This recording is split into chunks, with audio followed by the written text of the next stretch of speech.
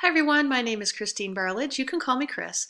We're going to be working together during this course, and whether you are taking an exciting course in travel, hospitality, tourism, or event planning, or whether you're taking a career development course to prepare for your future employment, I'm here to help you succeed. So what you do need to know about this course is that you need to fully participate in all of the weekly discussions.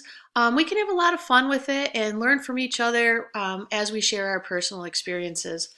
Speaking of personal experiences, I have owned my own home-based travel agency now for the past 20 years. I really enjoy traveling. I enjoy all of the perks that go along with owning my own business. I do enjoy helping people see the world and experience all of its people and cultures. I've helped people plan for their destination weddings and honeymoons and family reunions and such. It is really fun and exciting and is always different. I'm also a certified career development trainer. I've helped coach well over 2,500 people to prepare for their employment.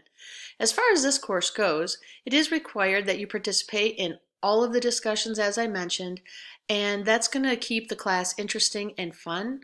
It's also important that you read through the class policies, the school policies, and the syllabus so that you have a clear understanding of what's expected and required throughout the course.